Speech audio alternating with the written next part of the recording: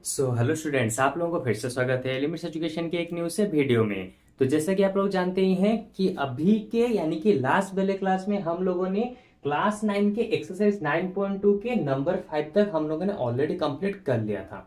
और नंबर 5 वाला क्वेश्चन बहुत ही ज्यादा इंपॉर्टेंट है और डिफिकल्ट भी है और इम्पोर्टेंट भी है तुम्हारे एनुअल एग्जाम के लिए, हाईपीएल एग्जाम के लिए, कुछ भी एग्जाम हो उसके लिए वो बहुत ज्यादा इंपॉर्टेंट है। ठीक है, तो अगर आप लोगों ने उसको नहीं देखा तो जल्दी से जल्दी उसको देख लीजिए, यानी कि उस क्लास को अटेंड कर लीजिए, क्योंकि नंबर 6 वाला क्वेश्चन भी कुछ उसी की तरह ही है। ओके, तो देखो नंबर 6 वाले क्वेश्चन में क्या दिया है। A circular park of radius 20 metre. एक सर्कुलर पार्क है जिसका रेडियस है 20 मीटर। ठीक है, इसको मैं थोड़ा सा और अच्छे से बना देता हूं। रेडियस है 20 मीटर इन ए कॉलोनी। एक कॉलोनी के अंदर ये वाला पार्क है। 3 boys Ankur, Syed and David. Ankur, Syed, David क्या है, इक्वल डिस्टेंस पर बैठे हैं उसके बाउंड्री के ऊपर। अब तुम सोचोगे नंबर 5 में जिस तरह से कराया था उसी तरह से यहाँ पे अंकुर, उसके बाद यहाँ पे सैयद, उसके यहाँ पे सैयद, उसके बाद यहाँ पे डेविड को रख देते हैं तो काम हो जाएगा। लेकिन नहीं, अगर मैं यहाँ पे अंकुर को, उसके बाद यहाँ पे सैयद को, यहाँ पे डेविड को रखता हूं तो देखो जब मैं इसको यहाँ पे ज्वाइन करूंगा तो क्या ये वाला इसके साथ इक्वल होगा? कभी इक्वल नहीं होगा।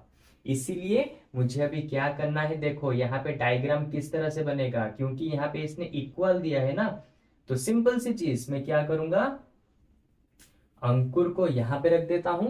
ठीक है, उसके बाद सैयद को यहाँ पे, यानी कि हर एक कॉर्नर में तीनों को बिठा देता हूं, अंकुर, सैयद, उसके बाद यहाँ पे आ जाएगा डेविड। ओके, अब मैं यहां से इसको ज्वाइन करता हूं। देखो ये वाला यहाँ पे, ये वाला यहाँ पे और ये वाला यहाँ पे। ये वाला हमारा एक्चुअल डायग्राम होगा। क्यों? ये एक इक्विलेटरल ट्रायंगल बन गया, सिंपल। तो यहाँ पे AD जितना होगा AS उतना ही होगा, DS भी उतना ही होगा।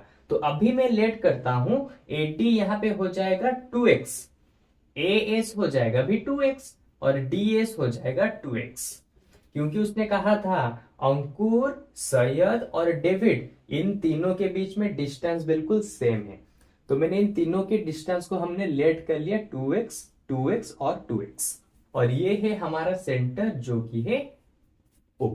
ठीक है, तो अभी मैं क्या करूंगा, देखो अभी इसको सॉल्व करने के लिए, यानी कि उसने कहा है find the length of the string of each other, यानी कि उसने कहा है ये तीनों इस पार्क के बाउंड्री के ऊपर बैठे हैं और इन तीनों के पास एक टॉय टेलीफोन है और उसका स्ट्रिंग इस तरह से घुमा हुआ है उन तीनों के पास।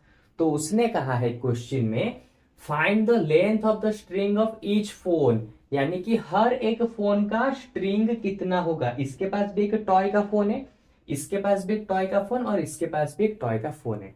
तो उस टॉय के फोन के जो कनेक्शन है उसमें जो तार लगे हैं, जो स्ट्रिंग लगे हैं, वो डिस्टेंस कितना होगा उसने हमें पूछा है। उसके साथ उसने ये हिंट भी दिया है कि ये जो डिस्टेंस होगा, यानी कि अंकुर से लेके शायद तक जितने स्ट्रिंग होंगे, संकुर मतलब कि शायद से लेके डेविड तक उतने ही हमारे स्ट्रिंग होंगे और डेविड से लेके अंकुर तक हमारे उतने ही बड़े स्ट्रिंग होंगे। इसलिए मैंने सभी स्ट्रिंग को, ये वाले तार को, ये वाले तार को और इस वाले तार को 2x 2x 2x करके यहाँ पे लेट कर लिया। ओके, और ये हो गया हमारा सेंटर O। ठीक है, अब मैं क्या करता हूं, इसको यहां से ज्वाइन करता हूं, फिर इसको यहां से और फिर इसको मैं यहां से ज्वाइन करता हूं। अब तुम बोलोगे सर कि इसको ज्वाइन करने से क्या फायदा, बताता हूं। देखो इसको समझने से पहले थोड़ा सा यहाँ पे कॉन्सेप्ट को समझो। मान लो तुम्हारे पास एक ट्रायंगल है और वहां से इस तरह से मेडियन गया है। यहां पे मेडियन, यहां पे मेडियन, यहां पे मेडियन, और जहां पे सभी मेडियन इंटरसेक्ट करते हैं उसको कहा जाता है क्या, सेंट्रॉयड। ये तुमने क्लास 6-7 में पढ़ा ही होगा। तो ये हो गया इस ट्रायंगल का सेंट्रॉयड। और एक चीज यहां पे याद रखो, सेंट्रॉयड हमेशा क्या करती है, मेडियन को 2:1 में डिवाइड करती है। ठीक है, यानी कि अगर ये एक सेंट्रॉयड है तो ये सेंट्रॉयड क्या करेगा, मान लो मैं इस मेडियन को यहाँ पे ज्वाइन करता हूं, इस तरह से यहाँ पे मैंने ज्वाइन कर लिया और इसका नेमिंग करता हूं P। तो अगर ये O पॉइंट क्या, ये हमारा अगर सेंट्रॉयड है तो ये क्या करेगा, इस डी से लेके पी तक इस डीपी को क्या करेगा, 2:1 में वो यहाँ पे डिवाइड करेगा, 2:1 में, यानी कि ये वाला पार्ट हो जाएगा 2 और ये वाला पार्ट हो जाएगा 1 पार्ट।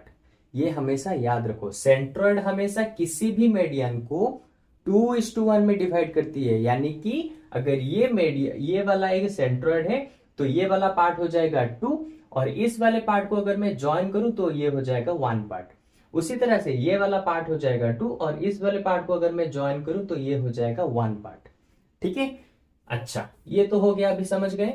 अब चलते हैं क्वेश्चन के ऊपर कैसे करना है।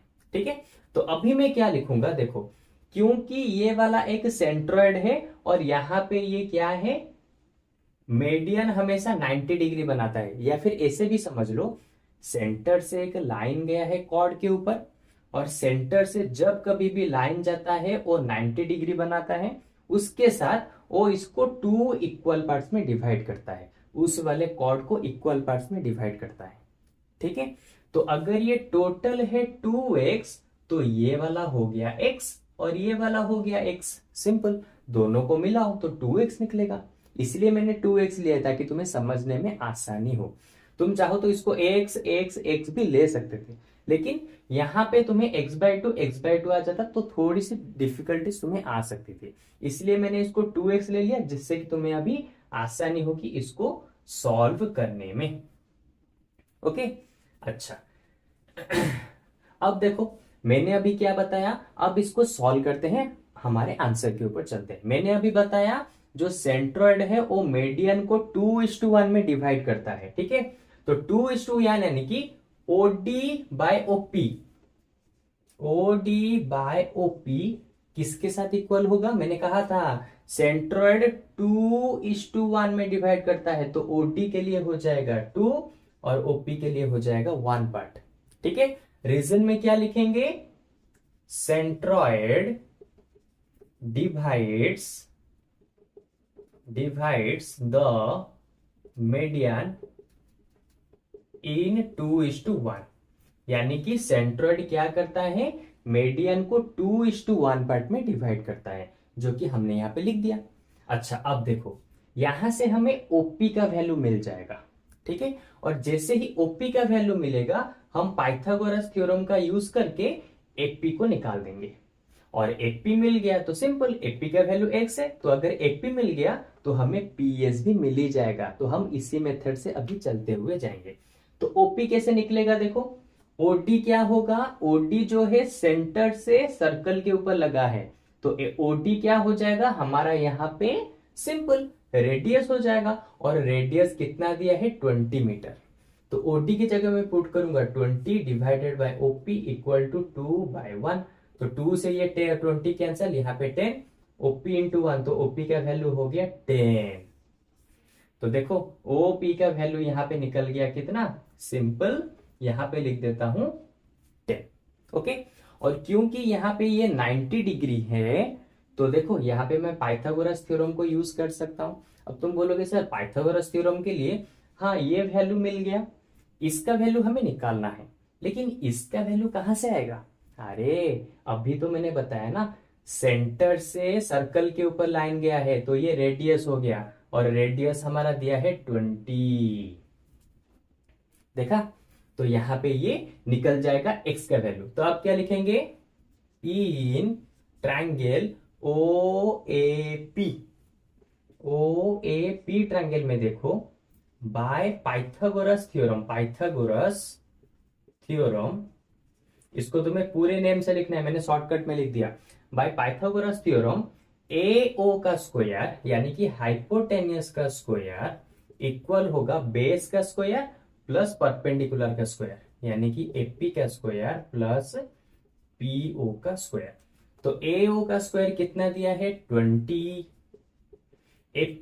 AP तो हमें पता नहीं, उसका वैल्यू दिया है x, यानी कि x का स्क्वायर प्लस PO का स्क्वायर, PO का वैल्यू दिया है कितना 10, तो ये हो गया 10 का स्क्वायर, 20 का स्क्वायर हो जाएगा 400, x स्क्वायर प्लस 10 का स्क्वायर हो जाएगा 100। ठीक है, तो 100 आके यहां पे हो जाएगा क्या माइनस, तो 400 minus 100 equal to x square. ठीक है, अच्छा 400 से 100 जाएगा तो कितना बचा 300। एक मिनट एक मिनट एक मिनट, हाँ ये वाला यहाँ पे बिल्कुल ही ठीक है, मैंने अच्छे से अभी चेक भी कर लिया। मुझे लग रहा था शायद कहीं पे गलत होगा, लेकिन नहीं, पूरा ही यहाँ पे सही है। ठीक है, तो अब देखो 400 माइनस 100 आ जाएगा कितना। मैं काम करता हूँ, यहाँ पे सॉल्व कर लेता हूँ, इजी होगा। 400 से 100 गया तो एक्स स्क्वायर का वैल्यू आ गया 300। तो एक्स कितना हो जाएगा, देखो एक्स हो जाएगा स्क्वायर इस तरफ आके 300 का रूट ओवर बन गया। तो x का वैल्यू आ जाएगा 300 का रूट ओवर। कैसे लिख सकते हैं, देखो इजीली हम निकाल सकते हैं। 300 को मैं लिखूंगा 3 इंटू 100, उसका रूट ओवर। 100 का रूट ओवर हो सकता है, इसलिए मैं उसका रूट ओवर करके उसको बाहर ले आऊंगा। तो 100 का रूट ओवर बाहर आएगा तो हो जाएगा 10 और अंदर रह गया √3। तो x का वैल्यू हमें मिला 10√3, लेकिन उनके बीच का जो डिस्टेंस है उसको तो हमने 2x लेट किया था। ठीक है, तो यहां पे उनके बीच का जो डिस्टेंस होगा यानी कि AD इक्वल टू होगा DS के साथ, ये तो हमें पहले ही बताया गया था, इक्वल होगा AS के साथ। ये तीनों एक दूसरे के साथ इक्वल होंगे, मैंने स्टार्टिंग में ही बताया था। ठीक है, तो अब देखो AD equal to DS equal to AS, और ये तीनों इक्वल है किसके साथ, 2x के साथ। तो अब देखो 2x यानी कि 2 इंटू एक्स का वैल्यू कितना निकला 10√3, तो 2 इंटू 10 हो गया 20√3। तो देखो इसका मतलब उसने जो पूछा था find the length of the string, हर एक स्ट्रिंग के वैल्यू को निकालो। तो ये हो गया 20√3, देखो 2x, ये हो गया 20√3, ये हो गया 20√3 और ये हो गया 20√3। इस क्वेश्चन में उसने ईच फोन का पूछा है तो आंसर होगा 20√3।